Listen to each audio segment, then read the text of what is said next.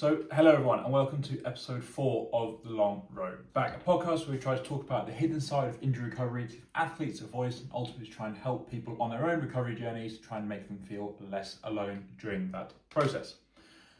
So, I just want to first and foremost a massive thank you to everyone who's listened and watched the interviews that I've done so far. I really appreciate the feedback and support. Quite amazing seeing some people, seeing the stats of people watching them. And yeah, I'm really quite blown away by the support for that. So thank you very much. And I'm glad you're enjoying them. And please, any feedback whatsoever for maybe guests or content you want to talk about or anything like that, please don't hesitate to let me know either on Instagram or on Spotify. I'm more than welcome. I'm more than open to any recommendations. So what I want to do today, so obviously there's no guest today, and I actually want to take a deep dive into a few things today. So firstly, I want to start with a positive story, the injury in the sporting world. Start with that today. I have a little very brief discussion of something I've seen in the Winter Olympics, which I think is very inspiring. And then I want to kind of reflect on the previous interviews that we've done with George Wootton and Grace Crompton, kind of want to have a brief chat about them. A quick update on my own injury journey, I'm sure that'll feed in. Anyway, as it is. And then the main thing I want to do today is really explore social media. And I really want to explore the role that social media plays today within the realm of injury recovery, but also we kind of need to understand on a wider sense before then, and then that theme of comparison. So social media and comparison, how they go hand in hand, and how they can be both detrimental and incredibly positive for athletes going through and people going through injury recovery. That's what I want to focus on. And to start off, I really want to focus on Federica Brignone. I don't quite know how to pronounce that. So we were focused on this Italian skier who recently, after the Winter Olympics going along at the moment in Milano Cortina, she won her second gold medal in the women's super. After winning the women's Super G on the Friday, she then won the giant slalom by just over 0.6 of a second. I've got written down here a few days ago. But I think what's so amazing about this story and why it stood out to me was that I've got written down here 300 days ago, she could not say whether she would ever be able to walk normally again, let alone race in this fashion. And her crash during the giant slalom at the Italian National Championships, it was last April, broke her left knee in 4 places and tore her ACL. She had to have 3 rounds of surgery, a series of metal screws and plates inserted, and then began a 7 months of incredibly intensive rehabilitation to get to her home games. I've got a quote here from her that says, she has too many emotions, can't believe it, she's crazy. And then her attitude was that I'd be happy just to be here. That was already an achievement, just to be back as an athlete. And there's so much to unpack there. I think as someone myself who's going through really struggling with this, having to learn to walk again, the fact that she went from such a detrimental spot to then competing and winning the Olympic Games is incredible in itself. But the main thing I want to focus on is what she said at the end, that I was just happy to be here. This was already an achievement, just to be back as an athlete. And I think that's something that so many of us can resonate with. Is that for her, this wasn't outcome based. And I think it's something I'm really trying to adopt into my own life, is that wasn't outcome based. And I think what's so amazing about this is the honesty that she didn't mind whether she won or not. She really didn't mind whether she managed to win, or whether she came second or third. The fact that she was at the games was an achievement in itself. And I think that's something that is so inherent to what Rebuild stands for. This feeling that there's more to fitness and sport and even you as a person than winning and your sport.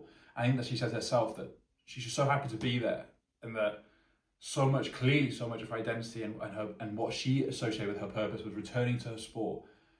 And it wasn't necessarily to a high level, it was just her goal to return to her sport. And I think that's such an amazing achievement, and something that so many of us can take into our lives. And as there's so much rubbish going on in the world, so many negative stories in the news, may as well just be a continuous cycle of negativity.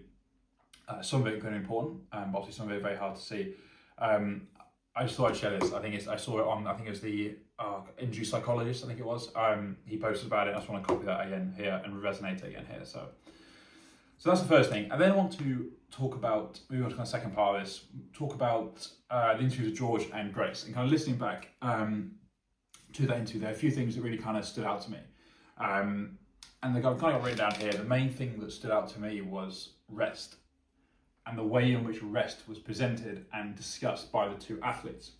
And I think it's so interesting now, I'll talk about this later, about the absolute contrast between what the athletes were saying and what social media tells us. And I think there's a really interesting kind of juxtaposition there that I will explore later on. But I'll focus on first on what they say about rest themselves. It's just interesting for Grace Grace Cromsnell was that she said that naturally she found the rest hard, and that came from a sense of being restless and really wanting to not feel like she's lazy and get back into a sport and get back into doing things straight away. But there was a turning point for her when she realised that she had to allow herself to rest. She had to allow herself to feel these feelings, and actually she kind of began to enjoy living in the moment. And she said, how often was she able to enjoy spending time with her parents, And I think learning that mindset shift for her that allowed herself to feel happier and more in control of her recovery was a combination of learning to live in those spaces and then kind of knowing that she has to rest. I think that's for me right now. I actually have to put my foot up because the blood's rushing in. With my foot the way it is now, that's something that really resonates with me personally. And I thought it was interesting to share that rest for her was both, a way of getting better and learning to live within the spaces that she was in. I think that's a really important message there. The next one was George Wooden, and I think his take on rest was really interesting. And the way he approached it was more along the lines of that rest was the best choice he could make. I think it's interesting to talk about rest as a choice, because very rarely do we associate the periods between our sessions as a session itself. Because for so many of us, we go, on Monday we're doing this, Tuesday we're doing this, Wednesday might be a rest day, but that's facilitating the other events. The way George spoke about it was so interesting that he said that almost that rest became this choice, and that's something that I think so many of us kind of need to hear, that resting is progress. You are not doing nothing because you're not doing nothing because you want to do nothing. You're doing nothing because you know you have to do nothing to allow yourself to get back to that point. And I think that's a really healthy lesson that George kind of pushed there.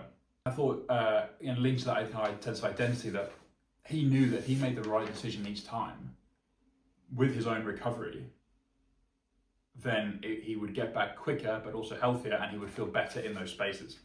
So I just thought it was really interesting. Again, any feedback on the guests, please do let me know. But I thought that rest section was so different to what social media pushes, and yet they're coming from people who are in that space. And that's something I will touch on later. I don't want to spoil that too early. But a little quick on my own injury journey.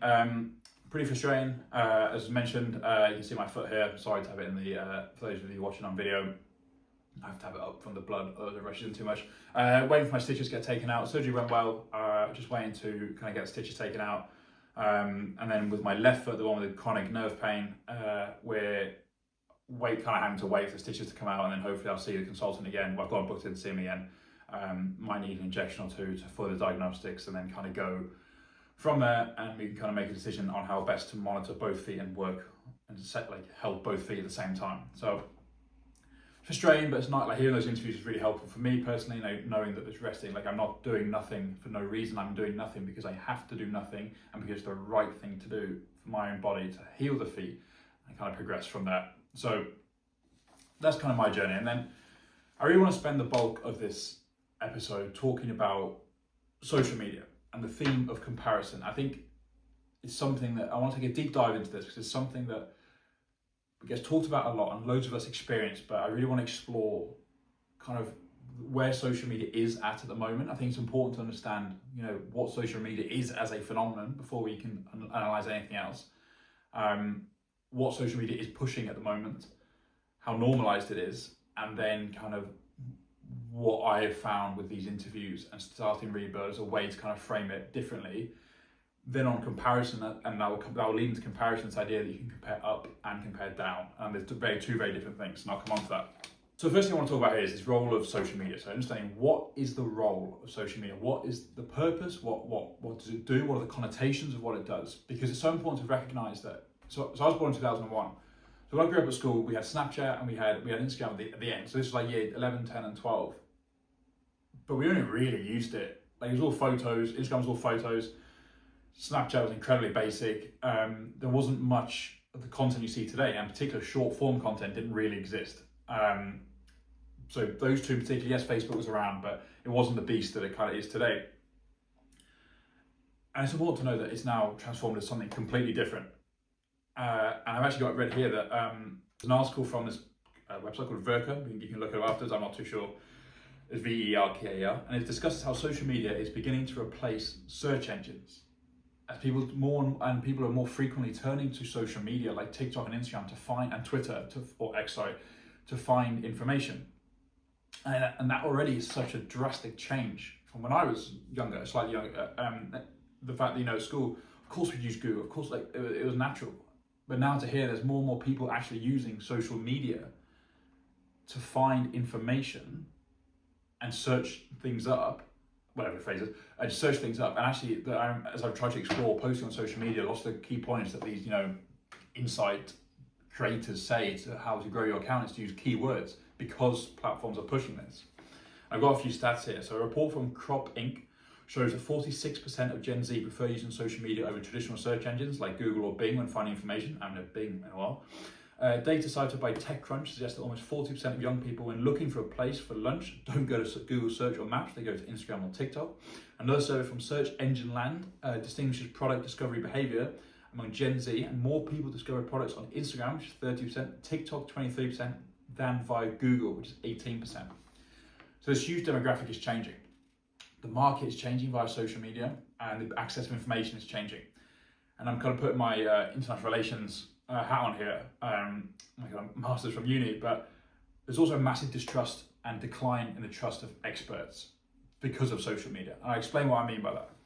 And not to get too political here, this isn't a political podcast. There's a clear decline in experts through social media because of the overwhelming accessibility of information, and the overwhelming capacity for individuals to push their own opinion, with metrics such as followers and likes becoming more important than qualifications almost, it's seen in social media in that landscape. You kind of lead to misinformation being pushed around a lot, and it's kind of almost who shouts the loudest with the most followers rather than who actually knows the most. Now, it's not a criticism of them personally, of anyone individually personally necessarily, but I remember from my university researching that this was a clear phenomenon that they found, that this post-truth, this idea that social media now is this absolute pit of people, and whoever shouts the loudest often more often than not is seen as correct. And for I'm not going to comment on that on that side of thing necessarily, but I've got a stat here that says 45% of Gen Zs are more inclined to buy fashion items, that's seen by influencers wear over traditional celebrities. And again, a Digital Marketing Institute survey found that 60% of consumers trust influencer recommendations, with nearly half of all purchasing decisions being made by these endorsements, and that was in a paper by the University of Portsmouth. So it's important to understand here that social media has changed, fundamentally changed, and now people are using social media differently. So on the one hand, you kind of have a greater congregation of people who are claimed to be experts and claiming, knowledge and claiming and the ability to distribute information. And on the other hand, you have social media's role changing, where it's almost becoming this search engine and marketing tool. It's just grown exponentially from what it used to be. So it's important to acknowledge that change. Then it brings me on to these consequences. And the consequences of what these changes are is that fundamentally social media is creating unrealistic expectations for individuals going through injury recovery. And it reminds me of what happened during the initial surge of social media with images surrounding body image. With this idea that when it first came out on body image, it was setting unrealistic expectations. That people were pushing and promoting 1% or 0.1% of their life and claiming it's the 100% of their life. And for those of us who are living in it, we're comparing 99.9% of our life to their 1%. And that emerged with very damaging issues. And I have the utmost sympathy with people who suffered with that, because it's incredibly difficult. And I think this is also incredibly prominent today with injury recovery. And notion of recovery, one of the hardest things is that you're comparing yourself to other people on social media with injuries. Even though more often than not, I know nothing about that individual. I know absolutely nothing other than what they have chosen to show me. The key thing is they've chosen to show you what they want to show you. Now, there's plenty of great accounts out there, so much I want to promote them even more, that they really do show the hidden side of it. They really do show, there's some of the great accounts out there that show, like the athlete psychologist and all these kind of things, that it's not all doom and gloom. However, there's a large proportion of accounts only show you what they want you to see. So therefore, if I'm comparing 99% of my recovery to 1% of what I've seen on their social media, I'm naturally going to feel negative. I'm naturally going to feel frustrated and confused and behind, because ultimately my 99% doesn't correlate to their 1%. I think it's something that is such a hidden issue, I think, on social media. I think body image was a lot more kind of in your face, and I think quite rightly got challenged when it straight away, and kind of the stigma kind of rose. But I think this is another arising issue, because as the fitness space continues to kind of explode on social media, as far as I can see, this is not going to go anywhere, and it's one of the biggest industries and you know, market areas in the world, fitness, and it is growing exponentially with social media. And I just feel like it's important to talk about. So I got kind of written down here that kind of what happens when we kind of compare ourselves here. You know, we constantly feel behind because you're seeing other people in the space doing more than you, doing more exercises, more rehab, back in the gym earlier than you, not resting. You don't see the rest. I think that's something that I've kind of learned to myself, that yes, you see them back in the gym, but you don't see the hours of rest that have gone on. And whether they want to show it or not, I think it's so important to acknowledge that people aren't showing everything in their recovery, because 95%, if not 99% of recovery is resting, because we cannot get around it. And I'll come on to this later in a second, but that narrative isn't from me. I'm never claiming to be a psychologist, but I'm someone who's living it. That's come from athletes who've been given the top level advice. I think it's important to discuss this. And I want to kind of mention this without naming any names. I'm not going to name someone on Instagram or name someone's Instagram handle, because that one, this account isn't meant to be confrontational. It's not meant to be aggressive, but I will paint a picture of what these kind of influencers are doing, because I think what some of the influencers are doing on this account I do think they need to be not held accountable, but important for their followers to understand that they are falling into this trap of comparing their 1% to comparing their 99% to their 1%. So the first one is this kind of individual who, part of this massive promotion of girls running on Instagram. And I can't stress enough how much I support that. I think it's a brilliant thing to do. Open and shut case for me, absolutely brilliant. Can't support it any more than I do. So this individual did a challenge and ran every day over a certain period. And it's brilliant. And they didn't just run small lengths, they ran quite extensive lengths. But then I found on social media, when I had a look a few weeks ago, they developed a quite serious stress fracture in their leg. And then following on from that, rather than resting, they're now cycling incredible distances. And look, doing what you can, doing what you are able to do is one of the cornerstones of rebuild. I can't stress enough how much that is such an important part. The idea that once you've established these parameters of you're allowed to rest, what you're in control of, the ability to do what you can. So for me, that is swimming. Swimming's a huge part of my routine because I can do it. But my only concern is not the level of the body image, nor am I calling them out. I'm just expressing that when I see this, and I know that when their followers see this person has hundreds of thousands of followers, when they see this and they see themselves, let's say they've had injury, they've had a stress fracture injury, they've had another injury, and they see their kind of idol after getting an injury, straight away you're going to extreme fitness levels and keep pushing harder and harder and harder. Whilst for some it might work, for a lot of people it can be incredibly challenging, because not only do they feel behind, they feel like they're not good enough because they're not doing what they're doing, even though they don't really know what's going on in that other person's mind. They don't know what expert advice they've had, they don't know what physios, whether they've had advice, they might not have done, or they might have done to fit their own scenario. And that's my concern, that I'm not going to name names. I'm simply concerned that influencers like this, they might have the best expertise in the world, brilliant, but for some people who might be struggling and kind of within their following, it can be really hard to see that, because you're comparing something when you don't fully know the picture. And I'll just talk about one more. Yeah, this other individual, again, like quite a lot, like a lot of followers, 10,000, 10,000, kind of a lot of followers, huge following, and they massively into getting girls back into sport, and they promote eating and healthy eating. I think that's utterly brilliant. I can't stress enough how much I support that. My only concern, and I feel like because I've started this rebuild account, I do feel like I have a duty of care to my own community, however small that is now, like my own community, to kind of push them in the right direction of maybe away from something that might not seem healthy. Because I do feel like I love Spider-Man, great power, great responsibility. I do feel like there is that.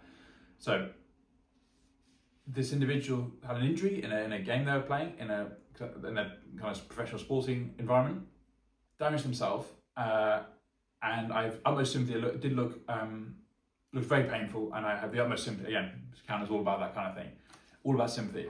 But then I see them in a moon boot, and then I think it was within 24 hours, again, from what I've seen on social media, as I'm a follower, or let's say I'm a follower in this case, within 24 hours, she was hip thrusting, I think it was 180 to 200 kilograms in a moon boot.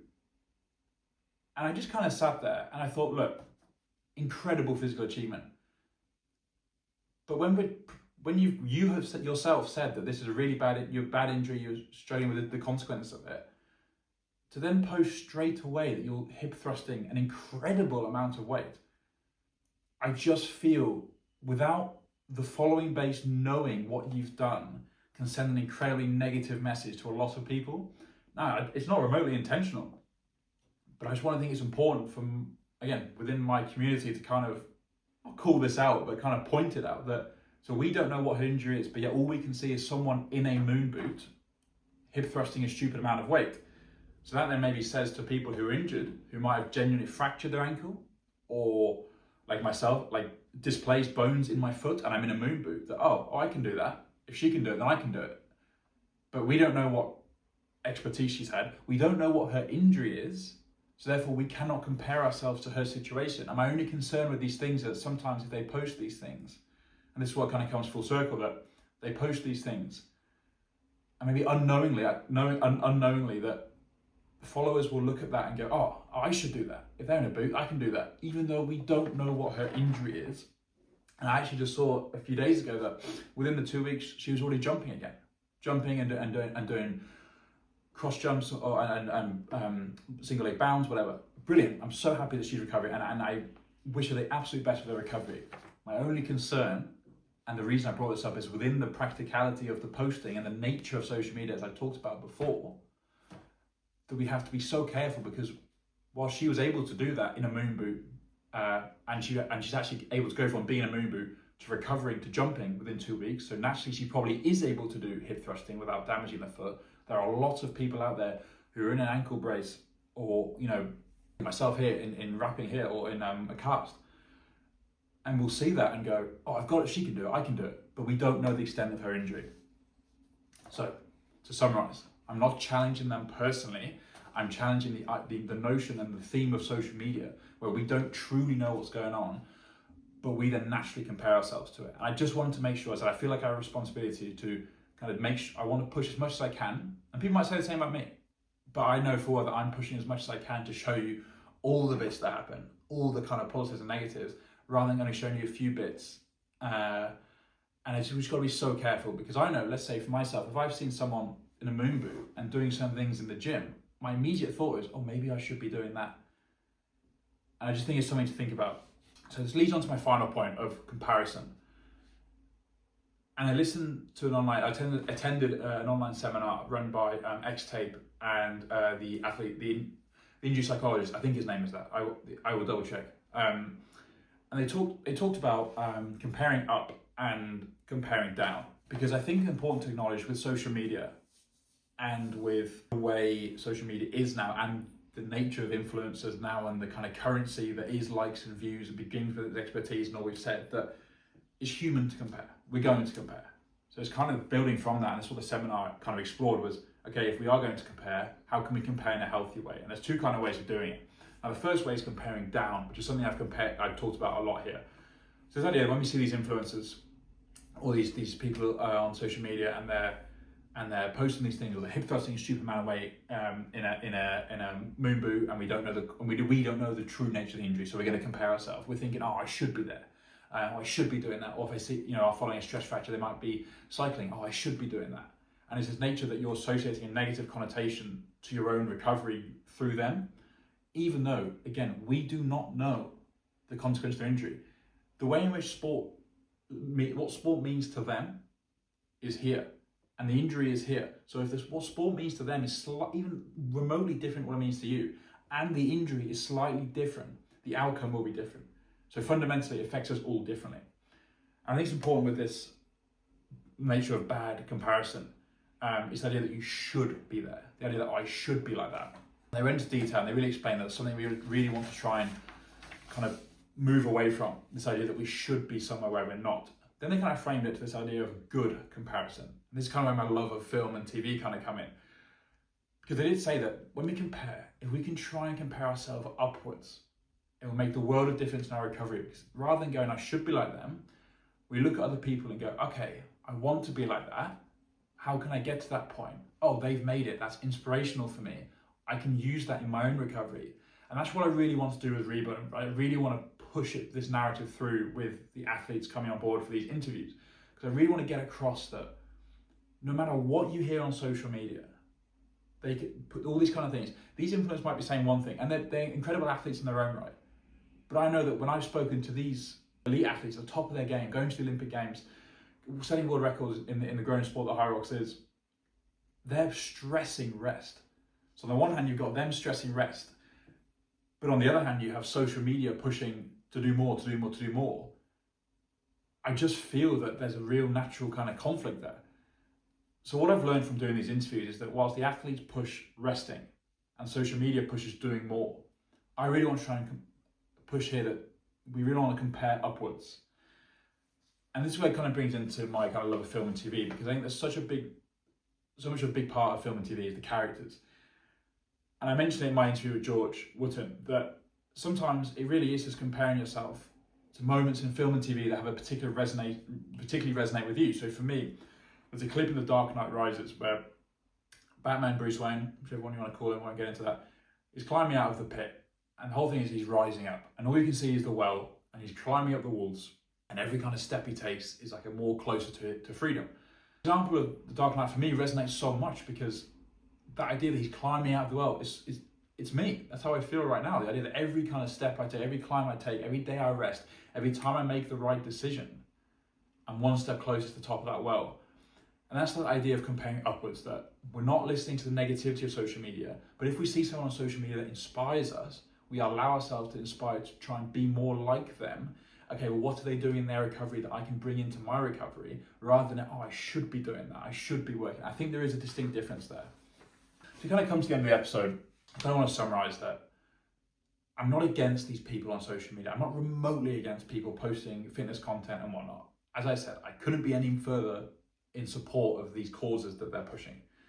My only concern, and I feel again, because I'm kind of have this kind of small community now, that I really want to make sure that as much as I can get this message across, that please, as best we can, let's compare upwards. So if we're seeing these influencers, hip thrusting a stupid amount of weight straight after having an ankle injury that we don't know about, and then 2 weeks later being able to jump. If we see these influencers suddenly cycling incredible distances after being given a severe stress fracture from what we've been told, and I wish them both the best in their recovery. But when we see those things, I feel like it's so important to know, okay, we don't really know what's going on. I can't put myself on their shoes, and I can't look at that and go, oh, I should be doing more, because we don't know what's going on. If we see an influencer, if we see those people, they go, oh, inspire me. Okay, you know what? I'm going to do what I can. Brilliant. And use it as a positive. But I know that there's the way social media is now, there's such a horrible trap of going, you know what?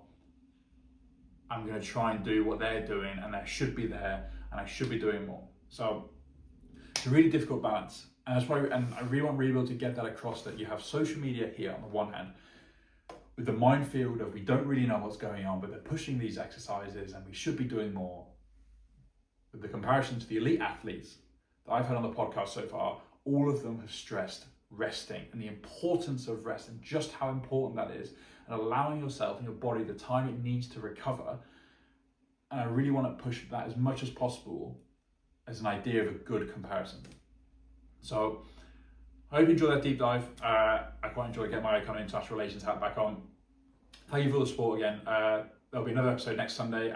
It's already been recorded. It's with Hannah Passmore, who is in England, played for England mixed in netball. She went through the England pathway. I'm incredibly excited to share with you the kind of insights we had. And we did discuss social media, and we had very similar views on that. So thank you for listening. And yeah, I wish you a, hope well wins to be out on Sunday. So nice weekend. So all the best.